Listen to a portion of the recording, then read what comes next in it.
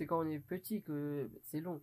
Après, avec le temps, avec l'âge, on va pas dire qu'on a l'habitude, mais bon, on a plus d'expérience, on est plus formé mentalement, alors que quand on est jeune, on est encore fragile, on sait pas trop comment faire, on peut perdre espoir, et c'est à ce moment-là que ces idoles-là peuvent venir renforcer, peuvent donner du courage, de la force et motiver, pour pas que les jeunes perdent espoir et qu'ils gardent confiance en eux, c'est très important. J'ai perdu la grande partie de ma vision à l'âge de 4 ans et demi, suite à des problèmes de globules. Je ne peux même pas vous dire le nom de la maladie parce qu'elle est toujours pas déterminée. Elle est tellement rare que je ne la connais pas. À cause de l'handicap, on n'ose pas faire le premier pas forcément. Là, le handicap, clairement, j'ai commencé à l'assumer au début de ma licence. Que je voulais pas me dire que j'étais différent des autres. En fait, c'est à force de côtoyer, de voir les gens, comment ils sont, on se dit qu'on peut pas admettre. Parce que si on admet, en fait, ça devient un défaut pour nous. Et du coup, les autres, ils peuvent en jouer. Et du coup, ça devient un préjugé que nous-mêmes, on valide. Brainstorming is brought to you by... Aujourd'hui en France, on compte près de 12 millions de personnes vivant avec un handicap. Enfants, jeunes ou adultes, ils sont souvent confrontés à des situations de souffrance, d'exclusion, voire d'injustice. Chers tous, vous êtes sur le plateau de Brainstorming présenté par Lydie Bopaka. Soyez les bienvenus. Je vous laisse vous abonner à notre chaîne YouTube, activer la cloche de notification et aussi à nous suivre sur tous nos réseaux sociaux. Suivez également tous nos artistes, nos invités sur leurs réseaux sociaux afin de ne rater aucun de leurs programmes. La vie d'un handicapé est un combat, mais le plus important, c'est d'arriver à sourire et de se donner le moyen de réussir dans la société. Il est journaliste et lui-même vit avec un handicap. Il est malvoyant. Il vient de créer son association qu'il a nommée Viknesh Handisport. Voilà pourquoi il décide de redonner le sourire, de redonner de l'espoir à tous les enfants et tous les jeunes vivant avec handicap. Chers tous, je vous prie d'accueillir comme il se doit sur ce plateau Viknesh!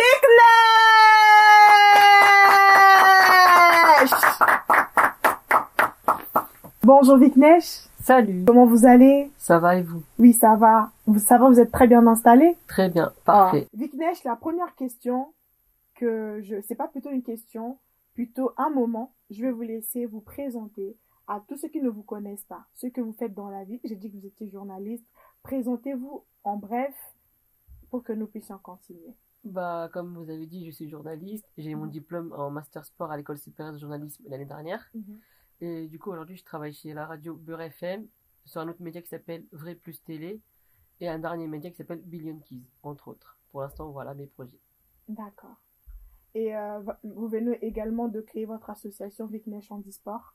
Exactement, c'est tout récent, c'est depuis début de l'année.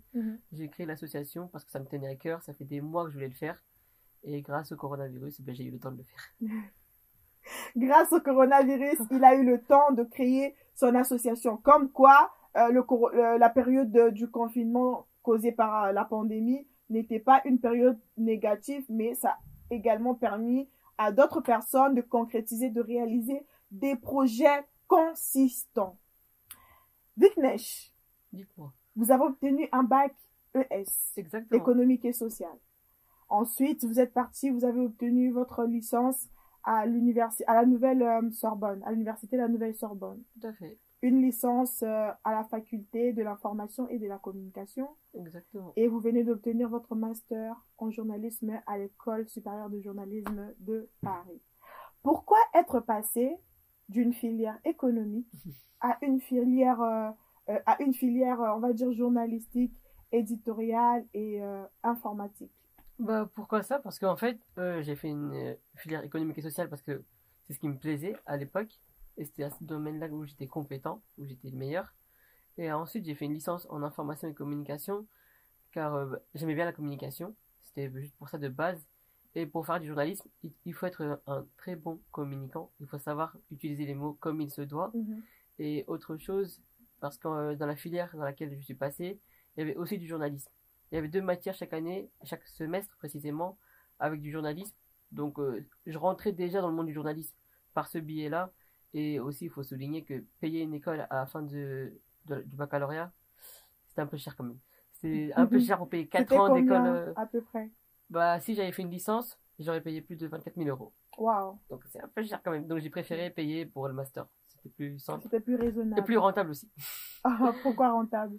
Bah là, j'ai payé à peu près 7 000 euros quelques, on va dire. Mhm, J'ai fait 1 an et demi en master, à peu près, mhm. avec un stage.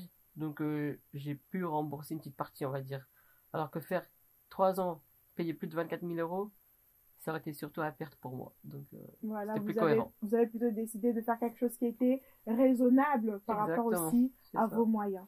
Et actuellement, vous venez de créer votre association, Tout à Viknesh fait, Handisport. c'est ça. Pourquoi l'avoir intitulé, l'avoir appelé Viknesh Handisport? Est-ce que c'est par rapport à votre nom ou bien il y a d'autres raisons cachées Bah, il derrière? y a d'autres raisons cachées, c'est exactement par rapport à mon nom, parce que je m'appelle Mhm. Viknesh. Oui. Et comme en fait, je fais du handisport à côté aussi, Mhm, et bah, comme je suis journaliste et je maîtrise ce domaine-là, mhm. c'était plus simple et ça parle aux gens. Bah, Viknesh, on sait que c'est moi, handisport, bah, on pense forcément handicap, sport, Oui. donc tout est lié en fait par ce biais-là, parce que j'ai aussi ma propre chaîne aussi qui s'appelle de la même façon. Donc du coup, en fait, Viknesh Handisport, ça devient un peu en quelque sorte ma marque.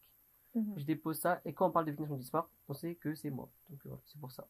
Quand on parle de Viknesh Handisport, on sait que c'est vous. Mais Exactement, en même temps, on saura que c'est une association créée par vous.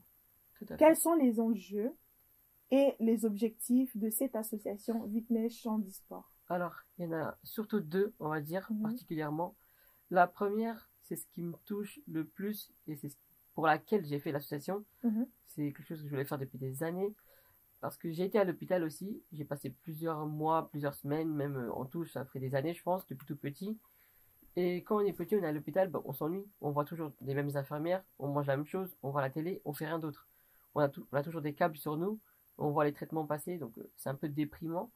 Et du coup, pour apporter un peu de lumière dans la vie obscure de ces jeunes-là, bah, je me suis dit, faire une asso pour qu'ils rencontrent des stars. Parce que quand on est petit, on a forcément des idoles, des exemples, des modèles dans le sport, dans la culture, dans la politique et autres domaines. Et du coup, à ce niveau-là, c'est de faire ramener les idoles des jeunes pour qu'ils passent une journée auprès de ces petits, pour qu'ils passent un bon moment, pour un peu donner du plaisir, de les divertir mhm, et aussi de leur donner du courage et de la force. C'est surtout ça qui me tient à cœur. Et il y a deux autres petites facettes, on va dire. La deuxième, c'est de faire des activités, des loisirs avec ces jeunes pour qu'ils aillent voir un match de foot, une pièce de théâtre, un mhm, concert, mhm. autre chose. Et la dernière facette, c'est de faire de la sensibilisation dans les écoles, dans les établissements scolaires, entreprises ou même clubs de foot, clubs de basket et autres Mhm. domaines. Parce que l'handicap, en fait, c'est pas juste quelque chose, on va dire, en soi, car au fond, même si on a un handicap, on peut avancer dans la vie, on peut faire des choses. Tout à Et fait. ça, il faut faire évoluer les mentalités. Donc, ça passe par des sensibilisations. Des sensibilisations.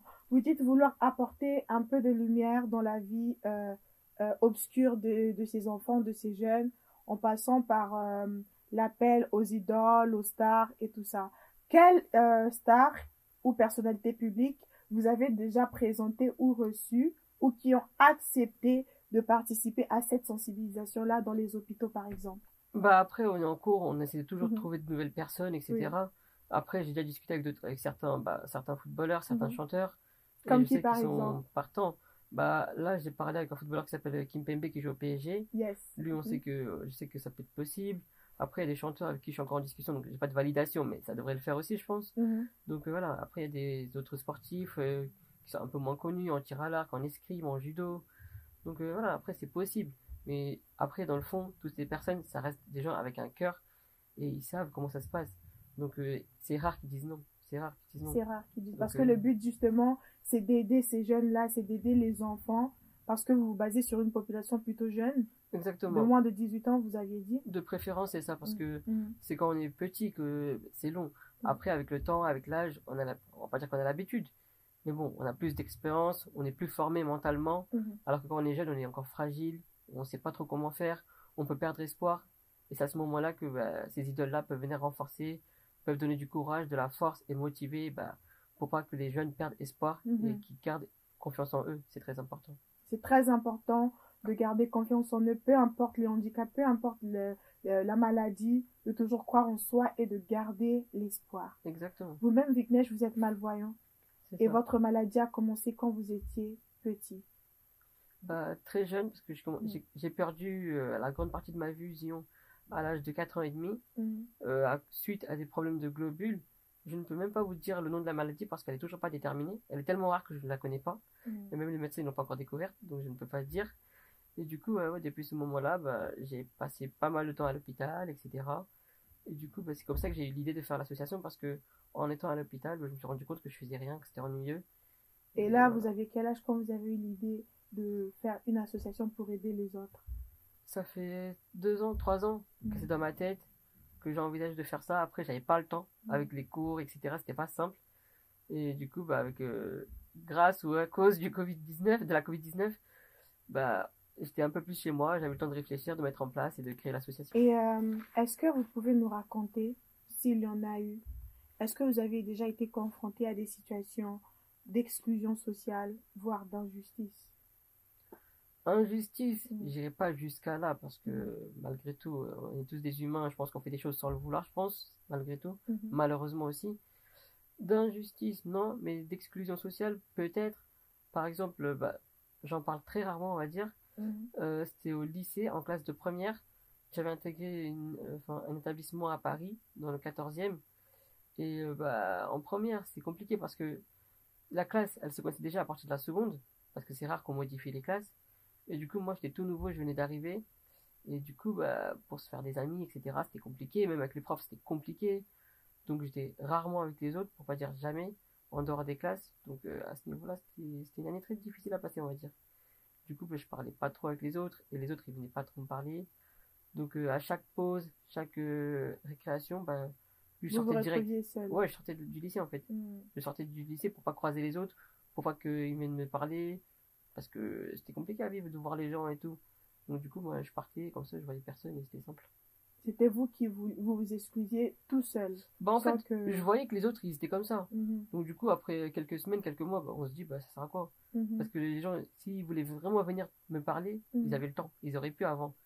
Et moi, je suis pas quelqu'un qui ose aller vers les gens. Donc ça aide pas non plus, hein, c'est vrai, il faut le dire. Mais après, à cause de l'handicap, on n'ose pas faire le premier pas forcément. Et là, je me suis dit, si les gens ne viennent pas me parler, c'est pas dans 3 mois après qu'ils viendront. Du coup, en prenant en compte la routine des gens, l'habitude, j'ai préféré faire ça. D'accord. Et vous pouviez dire que, du coup, le handicap était devenu comme un complexe pour vous? Carrément. Là, le handicap, clairement, j'ai commencé à l'assumer au début de ma licence. Jusqu'alors, j'avais pas assumé, je reconnaissais pas mon handicap et je voulais pas admettre que j'avais un handicap, je pense. C'était surtout ça le problème. Parce que je voulais pas me dire que j'étais différent des autres. En fait, c'est à force de côtoyer, de voir les gens, comment ils sont, on se dit que on peut pas admettre. Parce que si on admet, en fait, ça devient un défaut pour nous. Et du coup, les autres, ils peuvent en jouer. Et du coup, ça devient un préjugé que nous-mêmes, on valide. Et ce que j'étais pas assez mature aussi, je pense. Et j'avais pas assez de force dans ma tête. Alors que maintenant, avec l'expérience, l'habitude, à force de côtoyer les gens, c'est plus simple, on va dire. Maintenant, j'assume, mais il n'y a pas de souci à ce niveau-là. Tout de même, vous assumez et en même temps, vous avez gardé l'espoir. L'espoir, comme l'on dit, l'espoir fait vivre, l'espoir fait naître des bonnes choses, des choses positives et nous pouvons le constater avec l'association que vous venez de créer. D'ailleurs, nous vous en félicitons.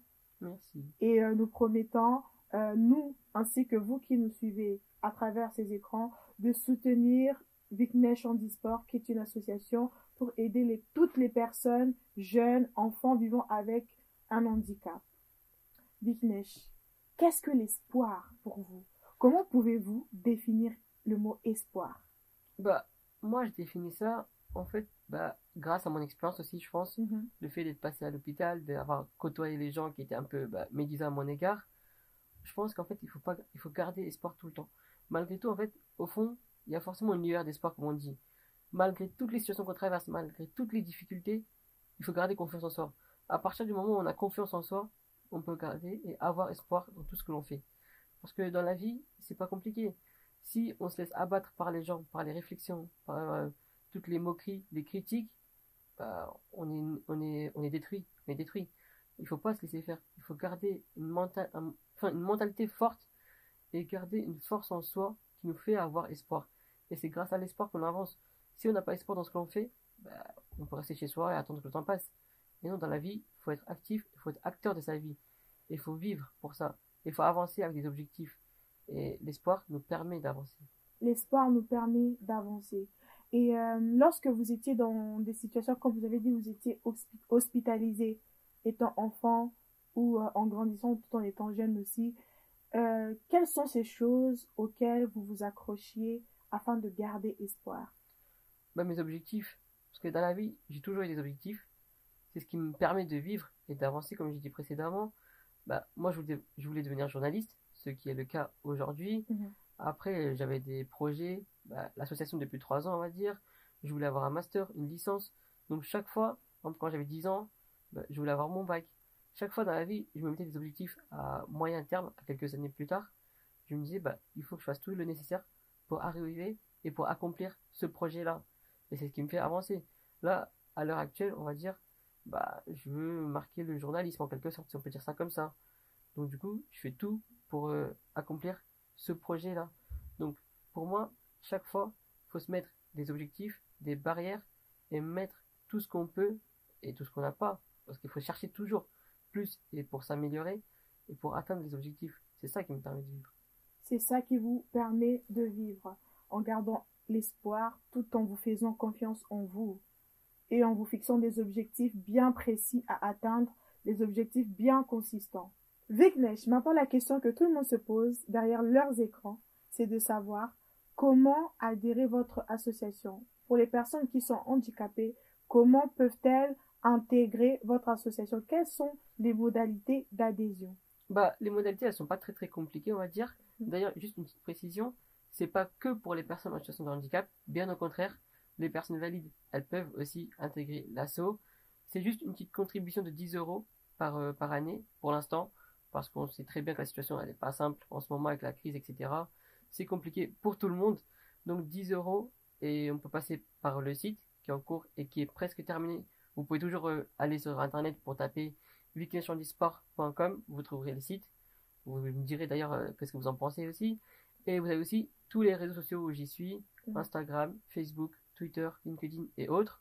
C'est le même nom, Viknesh Handisport, avec un seul H, partout vous pouvez me trouver. D'accord.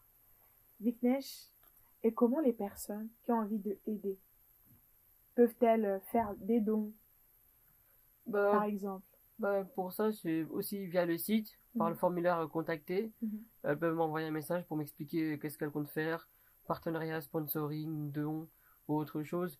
Ou si elles veulent plus discuter, elles peuvent me contacter sur les réseaux, surtout Instagram en particulier, où je suis actif, où il y a pas mal de production et de contenu. Donc à ce niveau-là, je reste ouvert à toute proposition. Et si c'est pour faire du bien aux gens, pour aider les gens, je suis preneur. Si c'est pour faire du bien aux gens et aider les gens, il est tout à fait preneur. Et nous également sur le plateau, toute l'équipe Brainstorming, nous sommes preneurs pour aider l'association Viknesh Handisport. N'hésitez donc pas à le contacter sur tous ses réseaux sociaux afin de prendre des nouvelles informations en ce qui concerne l'association Viknesh Handisport. Viknesh, nous tendons vers la fin de notre émission. Quels conseils pouvez-vous dire à toutes ces personnes qui vivent avec un handicap ou quels sont vos derniers mots par rapport au handicap, mais aussi pour Viknesh Handisport? Alors, par rapport à l'asso, c'est juste pour dire que c'est une fierté de la voir naître. C'est un projet qui me tenait à cœur et aujourd'hui c'est fait, donc ça c'est une fierté. Et je compte vraiment sur comment dire ça, l'aide et l'encouragement des sportifs, des clubs, des écoles, etc. pour m'accompagner dans ce projet-là. Et je pense qu'il n'y aura pas de doute à ce niveau-là, il y aura du soutien. Et par rapport à l'handicap, c'est juste pour dire que c'est pas parce qu'on a un handicap qu'on doit être perçu comme une personne lambda, bien au contraire, on reste un humain et au final, on a tous un handicap, parce qu'on est tous forts ou moins forts dans certains domaines. Il y en a qui sont bons en maths, d'autres en français, donc ça reste un handicap malgré tout en quelque sorte. Donc voilà, donc c'est juste pour dire qu'il faut pas perdre espoir, il faut garder confiance en soi et il faut pas lâcher l'affaire. Malgré tout ce qu'on peut nous dire, tout ce qu'on peut dire de manière négative, il faut continuer à vivre et avancer, car dans la vie, quand on peut, on veut, et inversement, quand on veut, on peut aussi. Donc du coup, tout est possible. Tout est possible. Voilà pourquoi, chers tous, sur le plateau de Brainstorming, tout est possible. Si vous également voulez devenir partenaire de l'association Viknesh Handisport, contactez-le. Et si vous voulez également devenir partenaire de Brainstorming, n'hésitez pas aussi à nous contacter. Maintenant, Viknesh, on va passer à un moment détente. nous allons nous détendre. On va faire un jeu. Un jeu qui s'intitule « Qui suis-je » Allons-y. Je te dirai la définition d'une personne certainement, parce que c'est toutes des personnes. Des humains. Donc des humains. Tout va bien à ce niveau-là. Des humains. Et donc, tu me diras qui sont ces personnes-là. Ça marche. Et tu auras deux modalités de réponse. Ok, très bien. Réponse A ou réponse B. Et vous allez donc nous donner la bonne réponse. On va dire. Est-ce que vous êtes prêts? On est partant. Est-ce que vous êtes prêts? Chers tous, dites dans le chat si vous également vous êtes prêts pour jouer à notre jeu Qui suis-je? Et n'hésitez pas à donner les réponses dans le chat. C'est parti! Nous voici donc de retour sur notre chaîne Brainstorming et nous allons donc commencer notre jeu. La première question. Qui suis-je? Vignesh. Je suis malvoyante et je suis considérée comme un modèle pour les athlètes paralympiques, née à Orange County en 1964 aux États-Unis. Et j'ai participé à 7 Jeux paralympiques, notamment à Séoul en 1988. J'ai remporté 10 médailles d'or individuelles et 2 médailles d'or en équipe. Au total, j'ai remporté 50 médailles paralympiques. 41 en or, 9 en argent et 5 en bronze. Qui suis-je? Suis-je Trisha Zorn ou bien Béatrice Hess? Je crois que c'est la première. Première? Parce que Béatrice, je la connais un peu. Et je pense pas qu'elle ait remporté autant de médailles. Donc, vous pensez que c'est Trisha Zorn? Exactement. Chers tous, notez dans le chat si c'est Trisha Zorn. Notez dans le commentaire. Est-ce que c'est Trisha Zorn qui a remporté plus de 50 médailles paralympiques ou bien c'est Béatrice S? Je vais donc donner la réponse. Et bien évidemment, c'est la première modalité de réponse. C'est Trisha Zorn. Applaudissez! J'ai un doute quand même. Vous avez eu chaud, hein? Un peu, mais bon. Un peu chaud. Oui, ça va. On va donc continuer. La deuxième question. J'ai été sacrée champion du monde 14 fois. Et j'ai remporté 9 médailles lors des championnats européens. Qui suis-je? Suis-je Daniel Diaz ou bien je suis Lee Person? Je sais que Daniel Diaz, il est bon. Donc, je dirais Daniel Diaz. Daniel Diaz? Donc, la première réponse. Encore une fois. Chers tous, notez bien dans le commentaire. Allons-y, allons-y, allons-y, allons-y. Dans 30 secondes, je donne la réponse. Je connais pas son palmarès non plus, mais bon, je pense que c'est lui. Vous pensez que c'est Daniel Diaz? Oui. On va aller dessus. La bonne réponse est la réponse B. Ah ouais? Lee Person. Donc, c'est une mauvaise réponse. C'est une mauvaise réponse. Donc, Lee Person, pour ceux qui ne savent pas, c'est un athlète qui est né en stock en 1974 et il souffre de arthrogryposis multiplex congénita, AMC. Cela ne l'a pas empêché toutefois de représenter son pays lors des événements d'équitation et des Jeux olympiques en fait. Donc il a remporté 14 fois le championnat du monde. C'est pas mal quand même. Et Daniel Diaz, quant à lui c'est un athlète paralympique. Il est vraiment prometteur d'après ce qu'on dit et il a participé à plusieurs Jeux olympiques et pour lui devenir un athlète paralympique c'est vraiment quelque chose de, on va dire, c'est l'espoir pour lui en fait, qu'il donne aussi aux autres jeunes. Exactement, ça qui est bien. C'est ce qui est... Ça reste des modèles au final, donc voilà, c'est très bien. Tout à fait. Donc nous allons continuer notre jeu. La troisième question. Vignesh, est-ce que vous êtes prêts? Allons-y. Plus que jamais. Plus que jamais. Ouais, on n'a pas le choix là. C'est parti. On verra si vous allez remporter le cadeau. Ah bon, on espère bien. Bon, c'est déjà 1 sur 2, ça va. Oh. Une bonne réponse, une mauvaise réponse. On est à la moyenne. Il reste 2 questions. La troisième question. nous allons plutôt dans le côté cyclisme, dans le sport. À quelle couleur est associé le maillot du vainqueur du classement par points du Tour d'Italie dans le cyclamen? Qui suis-je? Suis-je la couleur bleue ou la couleur violet? Alors, classement par points, Tour d'Italie. Je sais que le classement général, c'est rose. Du coup, je dirais violet. Violet? Pour être logique par rapport à ce qu'ils font, mais après, est-ce qu'il y a une logique? Ça, je sais pas. Vous savez pas. Vous répondez au violet. hasard. Non, par déduction. Par déduction. Exactement. Donc, chers tous, j'espère que vous avez noté la bonne réponse. Je vais donc dire la bonne réponse. Eh bien, c'est le violet, chers tous, applaudissez! Ouais, ça fait déjà 2 bonnes réponses, hein? On est bon. Bon, cette fois-ci, j'espère que vous allez perdre. J'espère que vous allez perdre. Donc, c'est la toute dernière question et la 4e question dans le football. Lors de son épopée européenne en 2003-2004, quel club, l'AS Monaco, a-t-il battu 8-3 au stade Louis II? Modalité A. Est-ce le Real Madrid? Ou bien, modalité B, le Deportivo La Corogne? Ça, je pense savoir la réponse, par contre. Donc, ça devrait le faire, je pense. Je dirais la Corogne. La Corogne? Vous êtes sûr? Certain. Non, chers tous, notez bien dans le commentaire. Certain. Notez dans le chat. Est-ce la Corogne ou bien le Real Madrid? Eh bien, c'est la bonne réponse! Ça y est, c'est la bonne réponse! Chers tous, c'est donc ici que s'achève votre séquence, votre émission Brainstorming présentée par moi-même, Lady Bompaka.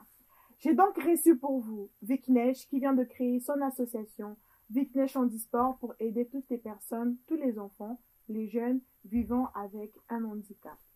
Si vous voulez soutenir son association, n'hésitez surtout pas à le contacter sur tous les réseaux sociaux afin de suivre à l'affût tous les programmes de Viknesh Handisport.